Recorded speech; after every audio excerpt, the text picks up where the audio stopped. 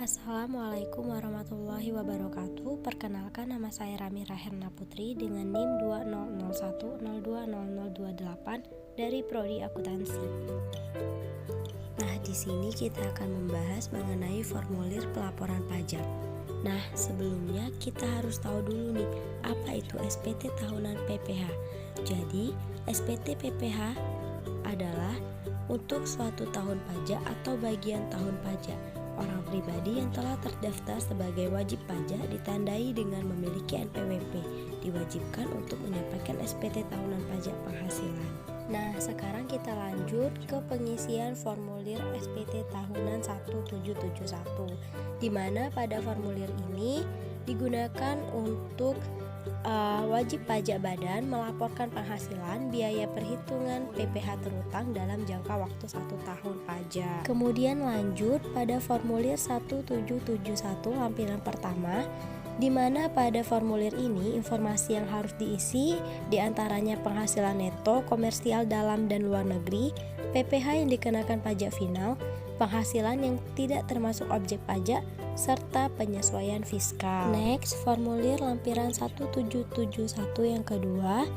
Di sini informasi yang harus diisi diantaranya nominal pembelian bahan atau barang dagangan, biaya transportasi, biaya sewa, persediaan awal dan akhir. Lanjut lagi formulir 1771 lampiran ketiga, di mana pada formulir ini wajib pajak dapat memberitahu rincian kredit PPh pasal 23 dan PPh pasal 22 yang diterima perusahaan selama tahun pajak yang bersangkutan. Kemudian lampiran 1771 yang keempat, di sini yang digunakan untuk melaporkan jumlah penghasilan yang dikenakan PPh final, jumlah PPh final yang dibayarkan, dan jumlah penghasilan yang bukan merupakan objek PPh selama tahun pajak yang bersangkutan. Lanjut pada lampiran 1771 yang kelima, melalui formulir ini wajib pajak dapat merincikan nama, alamat, NPWP, besarnya modal yang disetor, serta jumlah dividen yang diberikan. Yang terakhir yakni lampiran 1771 yang keenam, di sini digunakan untuk melaporkan daftar penyertaan modal pada perusahaan afiliasi, daftar utang dari pemegang saham dan atau perusahaan afiliasi, daftar piutang kepada pemegang saham dan atau perusahaan afiliasi. Nah, di sini kita harus lebih mengetahui mengenai pajak penghasilan pasal 21 sampai pasal 26. Untuk pajak penghasilan pasal 21 adalah pemotongan atas penghasilan yang dibayarkan. Menurut Peraturan Pemerintah Nomor 68 Tahun 2009 tentang Tarif Pajak Penghasilan Pasal 21 atas penghasilan berupa uang pesangon, uang manfaat pensiun, tunjangan hari tua, dan jaminan hari tua yang harus dibayarkan sekaligus. Besar tarif yang dikeluarkan yaitu bagi wajib pajak dengan penghasilan tahunan di atas 50 juta sampai 250 juta adalah 15%, sedangkan wajib pajak dengan penghasilan tahunan di atas 250 juta sampai dengan 500 juta adalah 25%. Nah, untuk PPh pasal 22 dikenakan kepada badan usaha tertentu, baik itu milik pemerintah maupun milik swasta.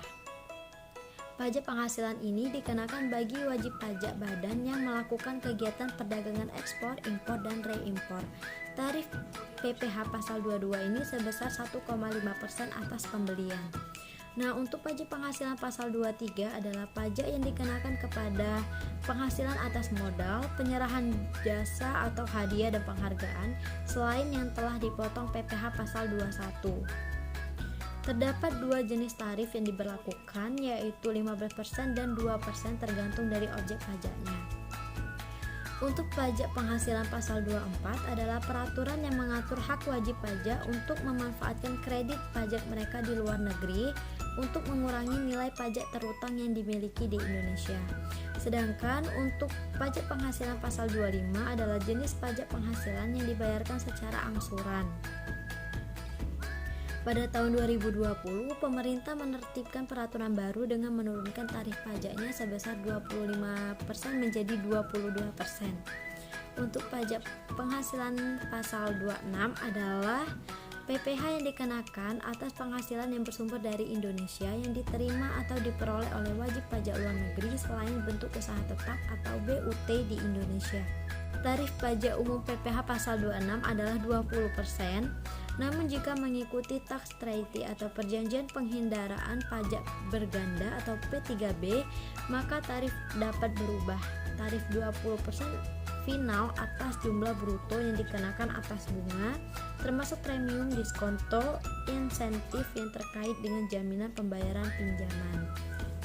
Nah, jadi itu penjelasan mengenai pajak penghasilan pasal 21 sampai pasal 26.